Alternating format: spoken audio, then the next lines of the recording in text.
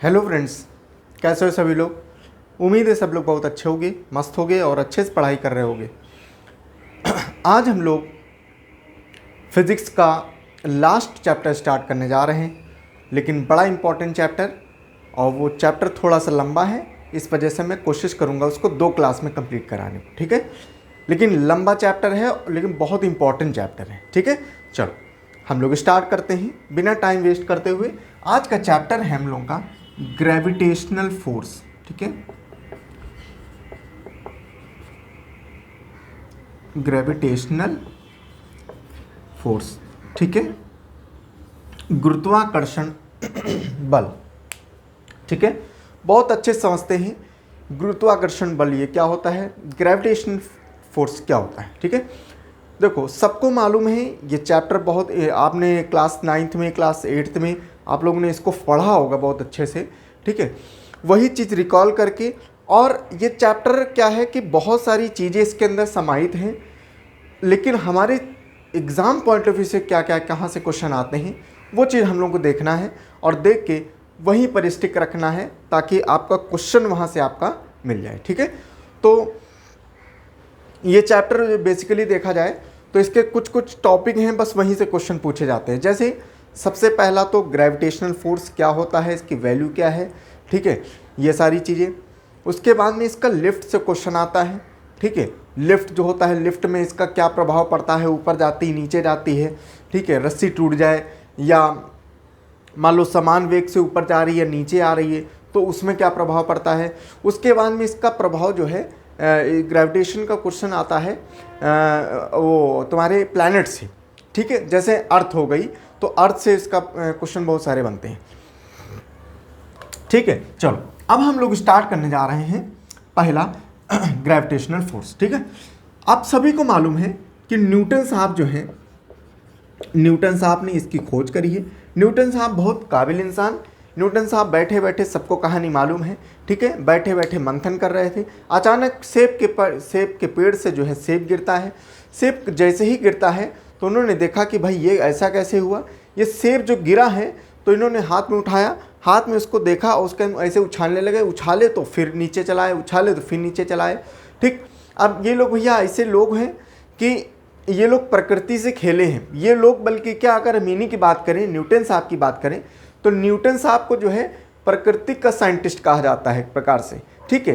प्रकृति का साइंटिस्ट इस वजह से कहा जाता है क्योंकि इनके आप जितने भी लगभग एक्सपेरिमेंट्स देखोगे उसमें सबसे जितनी भी स्टडी या जितने भी लॉज इन्होंने दिए हैं, मैक्सिमम जो लॉज इनके हैं वो प्रकृति पर ही इन्होंने एक्सपेरिमेंट किया है, क्लियर है। इसी वजह से इनको वो साइंटिस्ट ऑफ एनवायरनमेंट भी कहा जाता है, ठीक है। तो ये क्या हुआ, जैसे देखें कि साहब ये ऐसा कैसे हो रहा है, मतलब वो एप्पल जो था वो ऊपर भी तो जा सकता था, दाएं बाएं भी जा सकता था, नीचे ही क्यों गिरा, और जब मैं ऊपर उछाल रहा हूँ तो ये ऊपर जा नहीं रहा, जाके फिर से नीचे आ रहा है, ठीक, गया तो फिर से नीचे आया, ठीक। तो मतलब क्या है, इसका क्या मतलब है और ये ऐसा क्यों हो रहा है, खोजबीन में लग गए, ठीक है। खोजबीन में लगने की वजह से इन्होंने देखा क्या कि बहुत गंभीर से इन्होंने खोज करा, और गंभीर से खोज करने के बाद में इन्होंने एक बहुत ही ज़बरदस्त कंसेप्ट दिया कि पूरी पृथ्वी पर, पूरे ब्रह्मांड में क्या हो रहा है, एक क्या हो रहा है, एक बल लग रहा है, ठीक है। पृथ्वी क्या कर रही है, पृथ्वी एक बल लगा रही है अपनी तरफ से, ठीक है। और वो बल क्या कर रहा है, कोई भी चीज़ जो होती है उसको अपनी तरफ खींचती है, ठीक है। इन्होंने बताया कि अगर कोई 2 पिंड हैं, ठीक है, बहुत ध्यान से सुनते ना, मैं एक एक चीज़ नरेट करते जा रहा हूँ और आपको समझाते जा रहा हूँ, ठीक है। देखो इन्होंने बताया कि अगर मान लो कोई पिंड है, ठीक है, 2 पिंड हैं, मान लो एक ये पिंड है जिसका m1 मास है, ठीक है, और एक ये पिंड है जिसका m2 मास है, ठीक है। इसका भाई कुछ मास होगा, इसका भी होगा, कुछ इसका भी होगा, ठीक है। और इनके बीच की दूरी अगर बात करें तो इनके बीच की दूरी कुछ मान लो रेडियस होगा, ठीक है, r1 होगा, ठीक। तो r1 होगा, तो इन्होंने कहा कि साहब इनके बीच में क्या होगा, ग्रेविटेशन फोर्स इनका क्या कैसे लगेगा, तो इनके बीच में ग्रेविटेशन फोर्स जो दोनों पिंड हैं इनके मास के गुणनफल के बराबर क्या लगेगा, ग्रेविटेशन फोर्स लगेगा। क्या ग्रेविटेशन फोर्स कैसा लगेगा, इसमें GF कैसा लगेगा, इसमें लगेगा इनके जो मास m1 इंटू मास m2 है ना, इनके गुणनफल के बराबर लगेगा F। ठीक है, जी छोड़ दो, F जो है इनके गुणनफल के बराबर लगेगा। ठीक, लेकिन फिर बोला कि साहब रेडियस जो है, इन्होंने और क्या बताया कि जो लेकिन जो ये रेडियस ये काम कर रहा है, इनके बीच की जो दूरी है, ये दूरी का क्या प्रभाव पड़ेगा। तो इन्होंने बताया कि हाँ दूरी का भी प्रभाव पड़ता है, लेकिन दूरी का प्रभाव जो है क्या होता है, इसका प्रभाव 1/r² लगता है। माने क्या है, इसकी दूरी जो है इसका स्क्वायर, माने क्या है, जितनी दूरी ज़्यादा होगी उतना जो है बल कम लगेगा, और जितना दूरी कम होगी बल क्या होगा, ज़्यादा लगेगा। समझ में आए। तो इन दोनों को कंबाइन करके जब ये बनाया इन्होंने, तो बताया कि F इज इक्वल टू क्या होता है, m1 into m2 upon r²। ये चीज़ इन्होंने बताया कि जो है ये क्या होता है, ये ऐसा लगेगा। ठीक, इसका मतलब क्या है कि मास अगर बढ़ेगा, मास अगर किसी भी चीज़ का बढ़ेगा तो इसका मतलब क्या है, फोर्स भी बढ़ेगा, ग्रेविटेशनल फोर्स भी क्या होगा, बढ़ेगा। अगर रेडियस अगर कम ज़्यादा हो रहा है तो ये फोर्स क्या हो जाएगा, कम हो जाएगा। रेडियस अगर कम हो रहा है तो ये फोर्स क्या हो जाएगा, ज़्यादा हो जाएगा। समझ में आया। ठीक, तो इनसे फोर्स और मास से क्या होता है, डायरेक्टली प्रोपोर्शन है, और फोर्स और रेडियस में क्या होता है, इनवर्स प्रोपोर्शन होता है। ठीक है, दूसरी बात इन्होंने क्या बताया, इन्होंने कैपिटल G लगाया। इसी फॉर्मूले में क्या हुआ, इसी फॉर्मूले में इन्होंने बताया कि एक कैपिटल G है। ठीक, ये कैपिटल G क्या है, तो इन्होंने बताया क्या, पूरे ब्रह्मांड में एक यूनिवर्सल ग्रेविटेशनल कांस्टेंट दिया इन्होंने। ठीक है, यूनिवर्सल ग्रेविटेशनल कांस्टेंट दिया, और वो यूनिवर्सल ग्रेविटेशनल जो कांस्टेंट G है, ये उन्होंने बताया कि पूरे ब्रह्मांड में, चाहे वो पृथ्वी हो, चाहे वो चंद्रमा हो, चाहे वो जुपिटर हो, कोई भी प्लैनेट हो, उस पर क्या होगा, G की वैल्यू क्या होगा, बिल्कुल कांस्टेंट होगी। और इसी वजह से यह जो कैपिटल G है ना, इस कैपिटल G का कोई मतलब नहीं होता है। इसको हम लोग कभी याद भी नहीं करेंगे और ना ही ये पूछा जाता है। ठीक है, हाँ ये चीज़ पूछी जाती है कि इसके कांस्टेंट होती है कि नहीं होती। तो ये जो कैपिटल G होता है, ये कैपिटल G क्या होता है, कांस्टेंट होता है। और इसकी वैल्यू पूछ सकते हैं, तो वैल्यू इसकी होती है 6.67 इंटू 10 टू द पावर -11, -11 क्या, newton metre square upon kg square. समझ में है, kg स्क्वायर। तो ये इसकी वैल्यू है, किसकी वैल्यू, कैपिटल G की वैल्यू है 6.67 into 10 to the power -11 into newton metre square upon kg square. तो ये इसकी वैल्यू है। बहुत ज़्यादा क्वेश्चन अगर आएगा इससे, कैपिटल G से आएगा तो यही आएगा। दो क्वेश्चन, एक तो ये कांस्टेंट होता है पूरे यूनिवर्स में, ठीक है, दूसरा इसकी वैल्यू क्या हो सकती है, 6.67 into 10 to the power -11। Clear है, समझ में आया। ठीक, लेकिन एक होता है G, स्मॉल g होता है।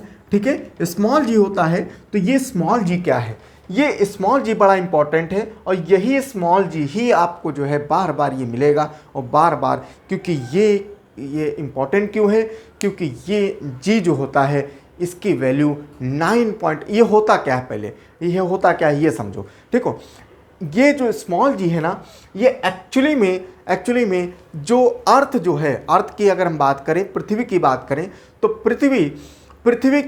पृथ्वी जो है, पृथ्वी क्या है, एक बहुत बड़ा गोला है, और एक प्रकार का एक मैग्नेट की तरह काम करती है। ठीक है, और ये क्या करती है, ये कोई भी चीज़ है, कोई भी पिंड है, उसको अपनी तरफ जो है घसीटती है, अपनी तरफ क्या करेगी, घसीटेगी, और जिसकी वजह से क्या होगा, इसकी एक वैल्यू होगी। ठीक, तो जिस वेग से ये घसीटती है वही क्या होता है, वही g होता है। इसी वजह से g की वैल्यू हमेशा चेंज होती रहती है। मान लो मैंने जैसे आपको कई बार पढ़ाया है, अगर आप जो है मान लो यहाँ पर पृथ्वी, यहाँ पर आप हम लोग जो हैं, जैसे यहाँ पर अगर आप वेट जो है आप नापोगे, तो वेट मान लो आपका 60 किलो है, लेकिन चंद्रमा पर आप चले जाओगे तो वहाँ पर आपका वेट 10 किलो हो जाएगा। क्यों, क्योंकि ग्रेविटेशनल फोर्स कम लगती है, वहाँ पर 1/10 लगती है, 1/6 लगती है सॉरी, इसी वजह से आपका वहाँ 10 किलो हो जाएगा और यहाँ पर 60 किलो होगा। क्यों? क्योंकि ग्रेविटेशनल फोर्स जो जी की वैल्यू है, जी माने क्या कि वो फोर्स जिसके माध्यम से जो मतलब अपनी तरफ घसीट रही है, जो अपनी तरफ घसीट रही है, वो क्या होती है? तो यहाँ पर क्या होती है? अर्थ पर कितनी लगती है? 9.8 लगती है। समझ में आया? 9.8 जो है ये लगती है। ठीक, तो जी की वैल्यू कितनी हो जाएगी? 9.8। ठीक है, 9.8 वैल्यू इसकी हो जाती है। समझ में आया? ठीक, तो इतनी बात समझ में आई। चलो अब आगे हम लोग समझते हैं। ठीक है, तो न्यूटन साहब ने ये सारी चीज़ें बताई। ठीक है, तो इसकी बेसिस पर इन्होंने फॉर्मूला बताया और फॉर्मूले के आधार पर जो है इन्होंने कई सारी चीज़ें बताई। ठीक है, अच्छा अब देखो, अब यहाँ पर क्या बन सकता है? यहाँ पर आपको बन सकता है क्वेश्चन। ठीक है, फॉर्मूला जो आता है, तो फॉर्मूला अगर आया इसका मतलब क्वेश्चन बन सकता है। और ग्रेविटेशन फोर्स जो चैप्टर है वो इम्पॉर्टेंट चैप्टर है, इस वजह से मैं आपको थोड़ा सा इसमें एक दो क्वेश्चन बता देता हूँ ताकि आप कंफ्यूज ना हो। ठीक है, जैसे फोर्स बराबर फॉर्मूला होता है, फोर्स बराबर capital G m1 into m2 upon m1 m2 upon क्या हुआ था? R square. ठीक है, यही फॉर्मूला था। जी का कोई मतलब नहीं है, जी कभी भी हम लोग इसकी वैल्यू रखेंगे नहीं, क्योंकि ये क्या है? कांस्टेंट होता है। ठीक है, अब देखो क्वेश्चन कैसे बनता है कि मान लो कोई भी बॉडी है। ठीक है, क्वेश्चन बनता ऐसे है, कोई भी बॉडी है और उसका जो मास है, ठीक है, क्वेश्चन बना है कोई भी बॉडी है, उसका मास अगर 2 टाइम्स कर दिया जाए, कितना कर दिया जाए? 2 टाइम्स कर दिया जाए। ठीक है, मास इसका क्या है? 2 टाइम्स कर दिया जाए। ठीक है, और मतलब दुगना कर दिया जाए। ठीक, और इसका जो रेडियस है, मान लो ये भी 2 गुना 2 टाइम्स कर दिया जाए, तो बताओ फोर्स पर क्या प्रभाव पड़ेगा? ठीक है, फोर्स को क्या प्रभाव पड़ेगा? ठीक है, तो देखो कैसे करते हैं। देखो मान लो यही हल है, तो इसका जी का तो कोई मतलब नहीं है, तो m1 इंटू m2 इंटू क्या हुआ? 2 गुना कर दिया जाए। ठीक है, 2 गुना कर दिया जाए। ठीक है, अच्छा दूसरी बात, आर क्या है? आर भी 2 गुना कर दिया गया है, तो R2। ये आर क्या है? आर को क्या कर दिया गया? 2 गुना कर दिया गया, लेकिन आर का क्या है? स्क्वायर है। ठीक है, आर का क्या हो जाएगा? स्क्वायर। तो स्क्वायर को जब सॉल्व करोगे तो यहाँ ये तो m तो कोई मतलब ही नहीं। ठीक है, यहाँ पर हुआ 2 और यहाँ पर क्या हुआ? 4 हो गया। तो इसको जब काटेंगे तो कितना हुआ? हाफ। माने क्या हो जाएगा कि बल क्या हो जाएगा? बल फोर्स कितना हो जाएगी? आधी हो जाएगी। फोर्स कितनी हो जाएगी? आधी यहाँ पर लगेगी। समझ में आया? ठीक है, फोर्स कितनी हो जाएगी? आधी। ऐसे ही आपको क्वेश्चन आपको पूछे जाएंगे। फिर एक और क्वेश्चन ले लेते हैं, यहीं पर एक और क्वेश्चन लेते हैं ताकि और आपको समझ में आ जाए। ठीक है, और आपको समझ में आ जाए। ठीक है, मान लो क्या है? मास इस बार क्या हुआ है? मास आपको ले लिया है 4 टाइम्स। ठीक है, 4 टाइम्स ले लिया गया है। ठीक है, मास 4 टाइम्स ले लिया है और रेडियस बोला गया है कि रेडियस जो है ये आपका 2 टाइम्स ही मान लो। ठीक है, 2 टाइम्स ही है। ठीक, अब बताओ अब इसमें क्या प्रभाव पड़ेगा? ठीक है, फिर चलो यही वाले फॉर्मूले में रखते हैं। देखो m1 इंटू m2, ठीक है, इंटू कितना है? 4 टाइम्स है तो 4 टाइम्स। ठीक है, अब रेडियस कितना है? 2 टाइम्स, लेकिन इसका स्क्वायर होता है। ठीक, स्क्वायर होगा तो इसको सॉल्व करोगे तो क्या हो जाएगा? ऊपर 4 रहेगा और नीचे भी 4 हो जाएगा, तो 4 से 4 कैंसिल। मतलब क्या? No change. मतलब क्या होगा कि कोई भी प्रभाव नहीं पड़ेगा। कोई भी प्रभाव क्या होगा? नहीं पड़ेगा। समझ में आया? ऐसे करके आपको कोई भी क्वेश्चन अगर पूछ ले तो इसी आधार पर आप इस पे वैल्यू रखो और वैल्यू रख के आराम से आप क्वेश्चन कर सकते हो। समझ में आया? पक्का क्लियर है ना? ऐसे ही आपको क्वेश्चन बार बार पूछता है और पूछेगा। क्लियर है? अब हमारी समझ से तीसरा बताने की जरूरत नहीं है, इसी आधार पर आप कर सकते हो। क्लियर है? चलो और अब आगे चलते हैं। ठीक है, चलो अब हम लोग आगे चलते हैं कि अब देखो, जैसे हमने बताया कि जो g है, स्मॉल g है, इसकी वैल्यू क्या है? इसकी वैल्यू 9.8 होती है। ठीक है, 9.8 इसकी वैल्यू होती है। अब हम लोग जो है, जैसे मैंने बताया कि g जो है इसकी वैल्यू कितनी? 9.8 है और ये वैल्यू जो है चेंज हुआ करती है। कभी मून पर अलग है, पृथ्वी पर अलग है, जुपिटर पर अलग है। ठीक है, अर्थ में भी क्या है? अर्थ में भी जैसे मान लो क्या है, ये है, ठीक, इसके इक्वेटर है और ये पोल्स हैं, ठीक। तो यहाँ पर भी अलग अलग है, यहाँ पर कुछ और है, यहाँ पर कुछ और है, ठीक।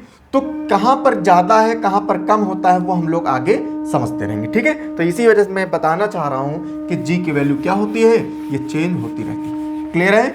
चलो अब हम लोग जो है जो सेकेंड पार्ट आता है ग्रेविटेशन फोर्स का, वो आता है लिफ्ट से, ठीक है।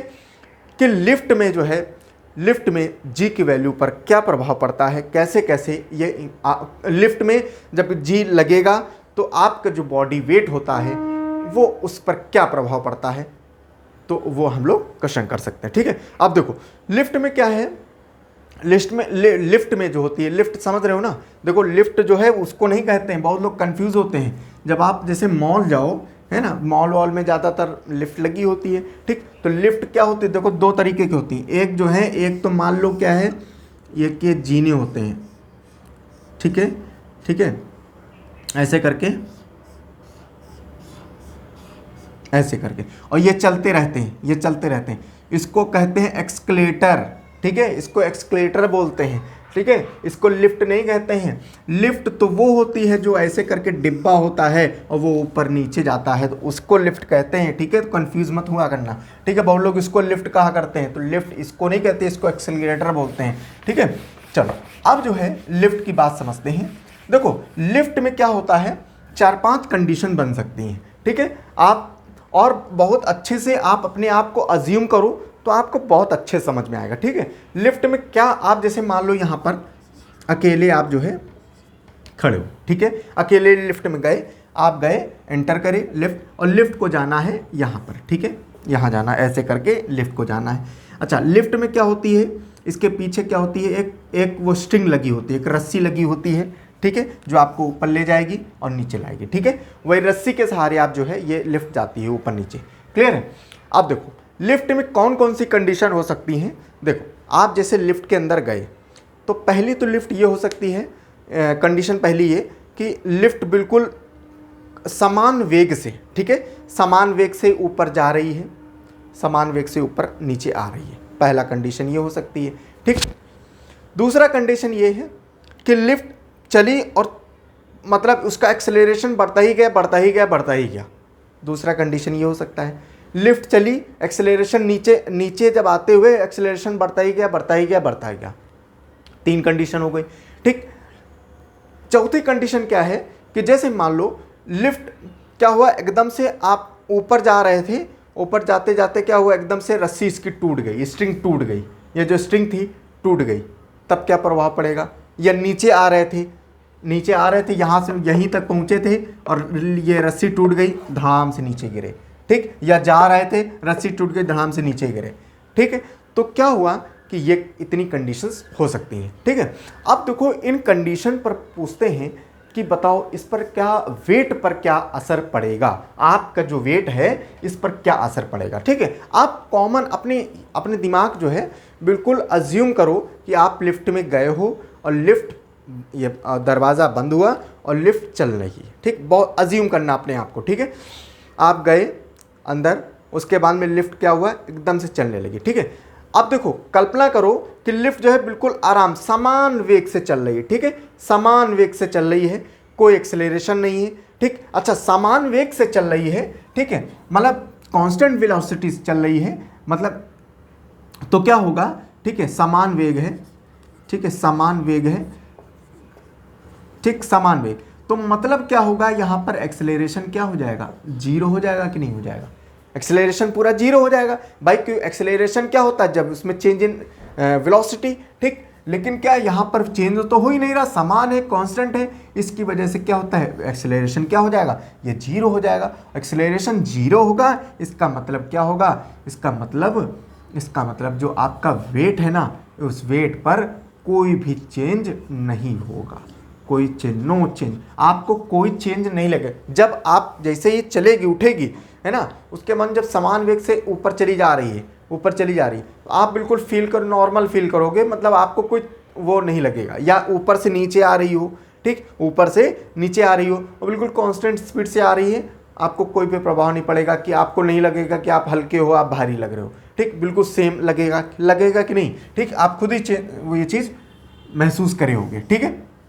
लेकिन अब देखो, अब दूसरी कंडीशन में क्या है कि अगर मान लो यही लिफ्ट क्या है, यही लिफ्ट ऊपर से नीचे आ रही है लेकिन एक्सेलरेशन बढ़ता जा रहा है, ठीक है। एक्सेलरेशन जो है, एक्सेलरेशन ये बढ़ता जा रहा है, ठीक, बढ़ता जा रहा है, माने बड़ी तेज तेज नीचे आ रही है, ठीक, बहुत तेज नीचे आ रही है, तो आपको लगेगा क्या है कि आपका भार एकदम से बहुत तेज, मतलब जब ऊपर जा रही, तब ऊपर जा रही है तो आपको लगेगा कि आपका भार बहुत ज़्यादा हो रहा है, ठीक है। ऊपर जब जा रही है, जब एक्सेलरेशन हो रहा है और लिफ्ट ऊपर जा रही है, ठीक है, लिफ्ट ऊपर जा रही, ठीक, तो ऊपर जब जाएगी तो आपको लगेगा आपका वेट क्या है, वेट क्या हो रहा है, इंक्रीज कर गया है, समझ रहे हो, वेट क्या हो गया, इंक्रीज कर रहा है जब एक्सेलरेशन हो रहा है इसमें, ठीक। अगर यही चीज क्या है, एक्सेलरेशन क्या हुआ, एक्सेलरेशन बढ़ ही रहा है, एक्सेलरेशन बढ़ रहा है और लिफ्ट क्या हो रही है, लिफ्ट नीचे अगर आ रही है, ठीक है, नीचे आ रही है, तो आपको महसूस होगा, क्या होगा, अरे मैं तो हल्का हो गया, मैं तो हल्का हो गया, तो वेट कैसा लगेगा, वेट कैसा लगेगा कि आप वेट कम हो रहा है, वेट कैसा हो रहा है, वेट कम हो रहा है, समझ में आया, ठीक, वेट क्या हो रहा है, कम हो रहा है। अब देखो, अब मैंने बताया कि अब एक कंडीशन और भी हो सकती है कि जैसे रस्सी टूट जाए, ठीक है, रस्सी क्या हो जाए, रस्सी टूट जाए, ठीक है, स्ट्रिंग जो है, स्ट्रिंग ब्रेक हो जाए, ठीक है, स्ट्रिंग अगर ब्रेक हो जाए, ठीक, स्ट्रिंग अगर ब्रेक होगा, आप कल्पना करो, ठीक, आप कल्पना करो, आप लिफ्ट से ऊपर जा रहे हो, ठीक है, यहाँ से जा रहे हो और ऐसे गए, एकदम से क्या हुआ, रस्सी टूटी, धाड़ से गिरी बड़ी तेज, है ना, और जैसे ही गिरोगे ना तो क्या होगा, आपका भार क्या हो जाएगा, बिल्कुल ऐसा लगेगा बिल्कुल हवा में तैर रहे हो, हैं, बिल्कुल हवा में तैर रहे हो, हैं, तो वो क्या है, तो भार आपका क्या हो जाएगा, वेट आपका क्या हो जाएगा, बिल्कुल जीरो, बिल्कुल क्या हो जाएगा, जीरो हो जाएगा। वेट कैसा लगेगा आपको, बिल्कुल जीरो, होता नहीं है वेट जीरो, लेकिन ऐसा प्रतीत होता है, ऐसा लगता है, ऐसा महसूस होता है कि वेट हमारा क्या हो गया, जीरो हो गया, समझ में आया, ठीक है, वेट हमें जीरो हो गया। तो ये सारी कंडीशन जो है, ये सारी कंडीशन इसमें लगती हैं लिफ्ट में, और यहीं से आपको क्वेश्चन बनता है, ठीक है, यहीं से आपको क्वेश्चन बनता है। एक कंडीशन और बन सकती है, ठीक है, एक कंडीशन और बन सकती है इसमें, और वो कंडीशन पूछी जाती है कि मान लो क्या है कि जैसे वो कब होगा, जैसे मान लो एकदम से आप जो है इतनी तेज लिफ्ट आए कि आपकी खोपड़ी जो है लिफ्ट की छत पर आपको टकरा जाए, ठीक, तो वो कंडीशन कब होगी, वो कंडीशन तब होगी कि भाई जब जो ग्रेविटी से, जिस ग्रेविटी से ये जा रही थी लिफ्ट, ठीक, एक सर्टेन ग्रेविटी से जाएगी, ठीक, लेकिन क्या हो, जैसे इस कंडीशन में ये हो सकता है, किसमें, स्ट्रिंग ब्रेक में क्या होगा कि स्ट्रिंग ब्रेक में भी बल्कि नहीं होगा, वो भी स्ट्रिंग ब्रेक में भी क्या होगा, ग्रेविटी से ही जाएगी, ठीक है, लेकिन क्या, देखो जैसे मान लो ये हो, ये आप हो, ठीक है, आप हो यहाँ पर, ये आप हो और ये वो है, क्या कहते हैं, लिफ्ट का फ्लोर है और ये लिफ्ट की छत है, ठीक है, लिफ्ट की छत है। अब बहुत ध्यान से देखना बेटा, ठीक, मान लो जनरली तो लिफ्ट अगर स्ट्रिंग भी टूटी तो ऐसे जाएगी, एकदम से ऐसे चली जाएगी, ठीक, एकदम से ऐसे चली जाएगी, लेकिन क्या हुआ, ऐसा कंडीशन हो जब ये छत पर, अभी मगर ये देखो छत पर नहीं टकराया, लेकिन जब ऐसा कंडीशन हो जब बिल्कुल ये छत पर कैसे टकराएगा, देखियो, समझ में आया, मतलब क्या, ये जो एक्सेलरेशन हो, ये ग्रेविटी से ज़्यादा इसका एक्सेलरेशन हो जाए, ग्रेविटी से जब ज़्यादा एक्सेलरेशन हो जाएगा तो क्या होगा कि आपका वेट शून्य नहीं, आप एकदम से इस पर टकरा जाओगे, समझ में आया, ठीक, आप एकदम से क्या हो जाओगे, टकरा जाओगे, ठीक, तो ये कंडीशन तब होती है, ठीक है, कि आप छत पर कब, आपके छत पर जो है कब लगोगी, ठीक है। इफ लिफ्ट का एक्सेलरेशन जो है, लिफ्ट का जो एक्सेलरेशन जो हो जाता है, एक्सेलरेशन ये ग्रेटर हो जाता है, किससे, ग्रेविटी से, ठीक, तब आप छत पर टकरा जाओगे, समझ में आया। ये 5 कंडीशन हो सकती हैं, क्या है, एक बार रिवाइज कर देते हैं, बहुत इंपॉर्टेंट, क्योंकि यहाँ से क्वेश्चन बनता है, इसी वजह से मैं एक बार रिवाइज कर रहा हूँ, ठीक है।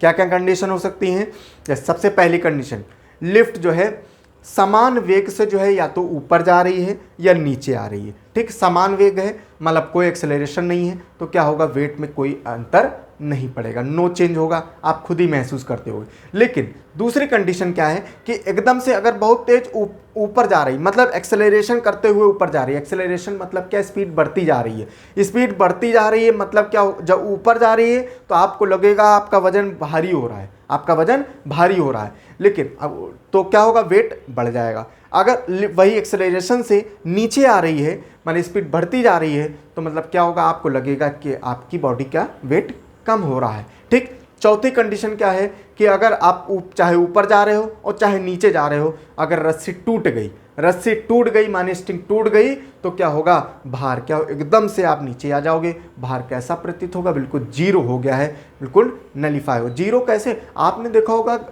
उसमें झूला वूला जब घूमे होगे, ये वाला झूला है, मेले वेले में गए होगे तो झूला वूला घूमे होगे, जो ये वाला झूला होता है ऐसे वाला, ठीक, तो जब ऊपर जाता है तब तो आपको लगता है कि मतलब भारी हो रहे हो, लेकिन जब नीचे एकदम से आता है तो आपको लगता है कि सब हवा में चले गए, है ना, सब हवा में चले गए, तो वजन कैसा लगता है, वजन आपका कम लगने लगता है। समझ में आया? ठीक, तो ये होता है। और लास्ट में क्या है कि उसकी छत से टकराना कब हो सकता है, जब एक्सेलरेशन ग्रेविटी से ज़्यादा हो जाएगा।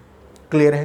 ठीक है, समझ में आया? तो ये लिफ्ट का क्वेश्चन हो गया। ठीक, चलो अब हम आगे चलते हैं। पहला क्वेश्चन यहाँ से बनता है लिफ्ट से। ठीक है, पहला क्वेश्चन लिफ्ट से बनता है।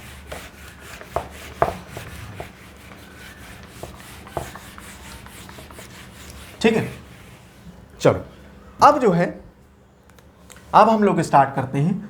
अब दूसरा क्वेश्चन जो बनता है वो प्लैनेट से बनता है। ठीक है, प्लैनेट से, या प्लैनेट क्या, हम अपने अर्थ को ही माने, अर्थ से ही क्वेश्चन बनता है। ठीक है, लेकिन मैं प्लैनेट लिख दिया हूं क्योंकि प्लैनेट बोल सकते हैं, मान लो ग्रह के बोल दिया ऑप्शन में, वहां अर्थ नहीं लिखा है, प्लैनेट लिख दिया, ठीक है, ग्रह लिख दिया, तो आप कंफ्यूज मत होना। ठीक है, और क्वेश्चन अर्थ से आएगा। ठीक है, और अर्थ से जो क्वेश्चन होता है ये बेसिकली दो प्रकार से आता है। ठीक है, अर्थ पर जो क्वेश्चन आता है वो बेसिकली दो प्रकार से आता है। कैसे कैसे आता है, एक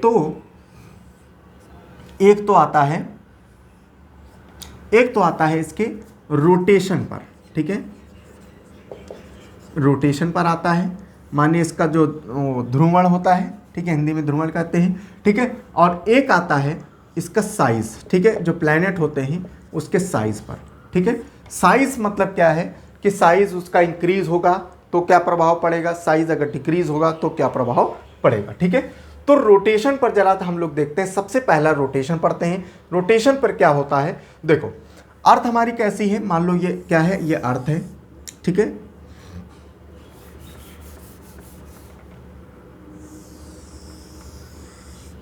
ठीक है, ये अर्थ है। ठीक, ये हमारी ये क्या है, नॉर्थ पोल है, ये साउथ पोल है, और ये हमारा क्या है, इक्वेटर। ठीक है, इक्वेटर। ठीक, विषुवत रेखा, इक्वेटर, ये हमारे पोल्स हैं, ध्रुव हैं। ठीक है, और ये विषुवत रेखा है। ठीक, अब देखो एक रोटेशन में क्या प्रभाव पड़ेगा, तो बहुत ध्यान से समझना। ठीक है, रोटेशन पर ग्रेविटेशन फोर्स का क्या प्रभाव पड़ता है वो बहुत ध्यान से समझना। ठीक है, देखो जब क्या होता है, जब ये रोटेट कर रही, देखो रोटेट और रेवोल्यूशन में मैंने आपको बात बताई थी। ठीक है, तो रोटेशन माने होता है जो अपने आप में घूमना। ठीक है, अपने आप में जब घूम रही तो उसको रोटेशन कहते हैं, जिससे दिन और रात होती है, 24 घंटे में एक बार रोटेट हो जाती है एक बार। ठीक है, और रेवोल्यूशन माने होता है जो ऐसे ऐसे जो सूरज का चक्कर लगा रही है उसको रेवोल्यूशन बोलते हैं। ठीक है, परिक्रमा 365 दिन उसमें लगता है। क्लियर है, तो ये रोटेशन की बात हो रही। ठीक, तो जब ये रोटेट कर रही है, ठीक है, तो क्या होगा, जब ये रोटेट करने के बाद में जब ये नॉर्थ पोल में आएगी और या साउथ पोल में आएगी, ठीक है, नॉर्थ पोल और साउथ पोल में जब इसकी रोटेशन की जो स्पीड होगी, रोटेशन की स्पीड होगी, और उससे उसमें ग्रेविटेशन फोर्स का कोई भी प्रभाव नहीं पड़ेगा। माने यहाँ पर चाहे नॉर्थ पोल या साउथ पोल जब ये आएगी, ठीक, रिवॉल्व करते हुए जब आएगी, ठीक, रिवॉल्व करते हुए नॉर्थ पोल में आएगी या साउथ पोल में आएगी, तो क्या होगा, इसमें कोई भी प्रभाव नहीं पड़ेगा, चाहे जितनी तेज घूमे यहाँ पर। ठीक है, मतलब ये नहीं होगा कि यहाँ पर बड़ी तेज, यहाँ पर मान लो स्लो घूम रही है, ठीक, तो जी की वैल्यू बढ़ गई या जी की वैल्यू घट गई। ठीक, तो यही वही चीज इसमें है। तो ना पर नॉर्थ पोल माने पोल्स पर कोई भी प्रभाव नहीं पड़ता है उसकी स्पीड से जी पर, ठीक है, ग्रेविटेशन फोर्स पर कोई भी प्रभाव नहीं पड़ता है। लेकिन जैसे जैसे ये पोल से इक्वेटर की तरफ आते हो, जैसे पोल से इक्वेटर की तरफ आते हो, तो इक्वेटर पर इसका प्रभाव जरूर पड़ता है, ठीक है। इक्वेटर पर क्या होता है, इसका प्रभाव जरूर पड़ता है। कैसा प्रभाव पड़ेगा इक्वेटर पर? इक्वेटर पर जी का प्रभाव जो है वो कैसे कैसे पड़ेगा आप समझ लो, ठीक। सबसे पहले इक्वेटर पर क्या होता है कि अगर मान लो ये जब ये आई, ठीक, अगर मान लो इसकी स्पीड क्या है, स्लो है, ठीक है, स्पीड क्या है, स्लो है, अगर कम है तो क्या होगा, इसकी ग्रेविटेशनल वैल्यू क्या हो जाएगी, ज़्यादा हो जाएगी, ठीक है, ग्रेविटेशन वैल्यू ज़्यादा हो जाएगी। मतलब या तो फिर कह सकते हो कि जब ग्रेविटेशन वैल्यू ज़्यादा होगी, तो क्या होगा, स्पीड स्लो हो जाएगी, ठीक है। आप इसको समझने के लिए, याद करने के लिए आप ऐसा समझो, ठीक है, ऐसे समझो क्या कि जो ग्रेविटेशन फोर्स है ना वो क्या है, एक खिंचाव बल है, ठीक है। जब आप जो है बड़ी तेज जब खींचोगे, ठीक है, अगर बल क्या हो रहा है, बल इंक्रीज हो रहा है, ठीक, बल इंक्रीज हो रहा है माने फोर्स ज़्यादा लग रहा है, और ज़्यादा लग रहा है तो अपने आप में ज़्यादा तेज घूम नहीं पाएगी, ठीक, ज़्यादा तेज नहीं घूम पाएगी, इसका मतलब स्लो घूमेगी।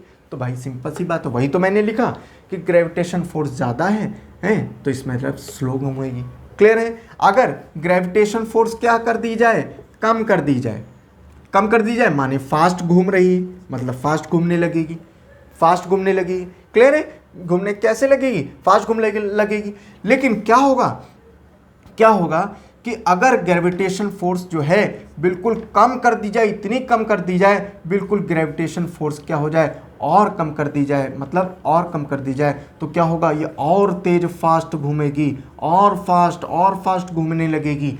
समझ रहे हो, बहुत तेज घूमने, जैसे मैंने बताया ना, ग्रेविटेशन फोर्स अगर लग रहा है तब तो क्या है, वो धीरे धीरे घूमेगी, ठीक, खिंचाव बल लग रहा है ना तो धीरे धीरे घूम रही है। लेकिन जैसे जैसे खिंचाव बल कम हो रहा है तो क्या वो तेज घूमने लगी, पता चला और कम हुआ और तेज घूमने लगी, पता चला ग्रेविटेशन फोर्स बिल्कुल जीरो हो गया।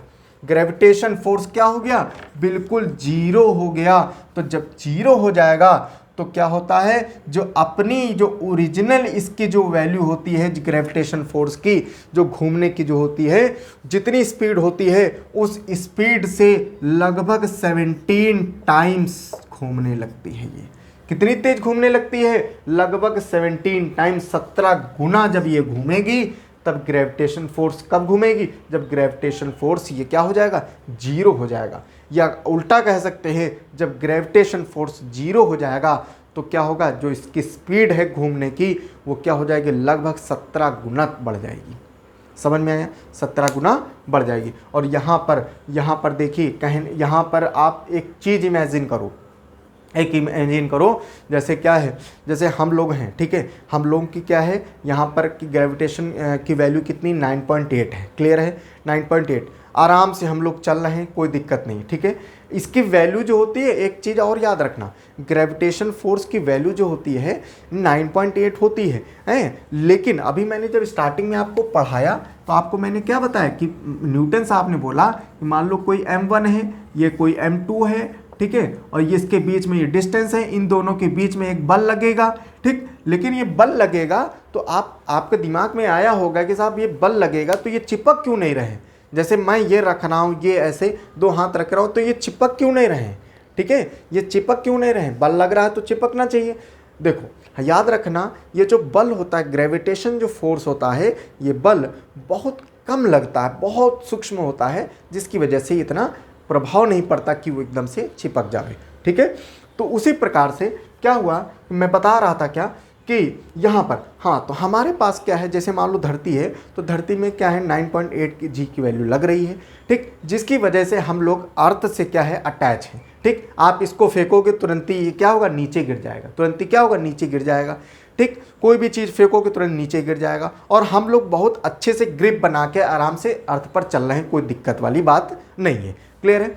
लेकिन अगर ये ग्रेविटेशन, अभी मैंने बताया, जैसे ग्रेविटेशन फोर्स क्या करोगे, कम करोगे, कम करोगे तो क्या होगा, यहाँ पर धरती तो बहुत तेज घूम रही, धरती को छोड़ो 1 मिनट, अब हम लोग अपनी बात करते हैं। अगर जैसे ग्रेविटेशन फोर्स क्या हुआ, कम हुआ, तो क्या होगा भाई, हम लोग धरती जैसे मणि अभी अभी क्या है 9.8, मान लो 10 है, ठीक, अभी आराम से अभी बड़ी स्पीड से मान लो गया, ग्रेविटेशन फोर्स मान लो कम कर दिया गया, मान लो 8 कर दिया गया, तो अब उतनी तेज नहीं, अब आराम से जाएगा है, अब इतनी धीरे जाएगा। अब मान लो और कम कर दिया, 6 कर दिया तो और धीरे जाएगा, और कम कर दिया 4 कर दिया और धीरे जा रहा है, 2 कर दिया तो बिल्कुल धीरे चला गया, 1 कर दिया तो पता चला बिल्कुल जा ही नहीं रहा, बिल्कुल आराम आराम से, बिल्कुल आराम आराम से जा रहा है, ठीक, हल्की सी हवाई तो पता चला इधर ही भाग गया।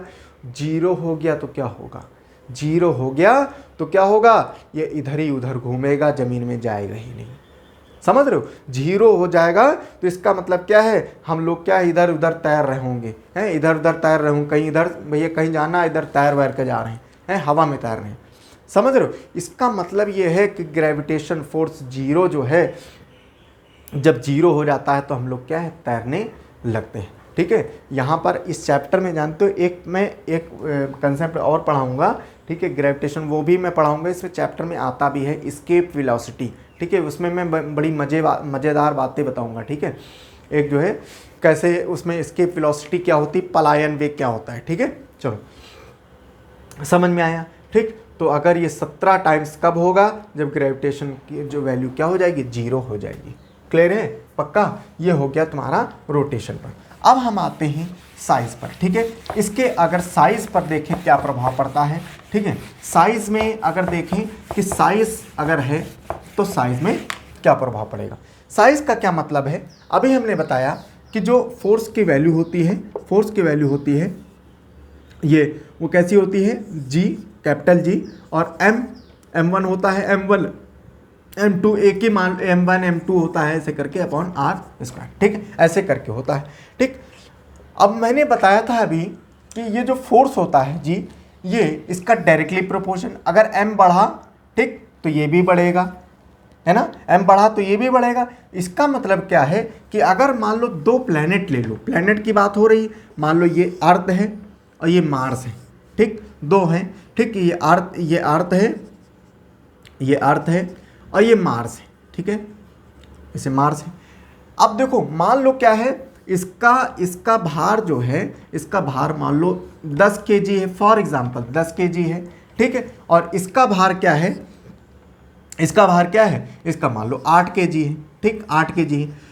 तो अभी हमने फॉर्मूले के माध्यम से बताया था न्यूटन साहब ने कि साहब इसका जिसका भी मास ज़्यादा तो फोर्स ज़्यादा। इसका मतलब क्या, मार्स में क्या है, मास ज़्यादा है, जिसका वजह से इसमें ग्रेविटेशन फोर्स ज़्यादा लगेगा। किसमें, मार्स में ज़्यादा लगेगा, इसमें ग्रेविटेशन फोर्स क्या होगा, ये ज़्यादा लगेगा, और इसमें अर्थ में क्या होगा, कम लगेगा एज कंपेयर टू मास। समझ में आए। तो ये होता है साइज़ का कंसेप्ट, ठीक है, कि साइज़ क्या होता है कि जैसे जैसे साइज़ बढ़ेगा, इसका मास बढ़ेगा तो इसका वो ग्रेविटेशन फोर्स भी ज़्यादा लगेगा, और मास कम होगा तो ग्रेविटेशन फोर्स कम लगेगा। समझ में आया, ठीक। तो ये हो गया तुम्हारा साइज़, ठीक है। अब इसके बाद में अब हम लोग जो है इसमें आता है अब इसके बाद में ग्रेविटेशन फोर्स में अब इसमें आता है कि हाइट पर क्या प्रभाव पड़ता है, ठीक है। हम लोग ने रोटेशन पर देख लिया, हम लोग ने वो साइज़ पर देख लिया, अब हम लोग देखना है हाइट पर, ठीक है। हाइट पर जो है क्या प्रभाव पड़ता है, ठीक है। हाइट माने ऊंचाई पर क्या प्रभाव पड़ता है, ठीक है। तो ऊंचाई पर क्या प्रभाव पड़ता है, इसको जो है हम लोग अगली क्लास में पढ़ेंगे, ठीक है, ताकि आप बहुत ज़्यादा अगर पढ़ा देंगे तो आप कंफ्यूज हो जाओगे, जिसकी वजह से वो मैं नहीं चाहता कि आप कंफ्यूज हो, ठीक है। चलो ठीक है, okay, thank you so much.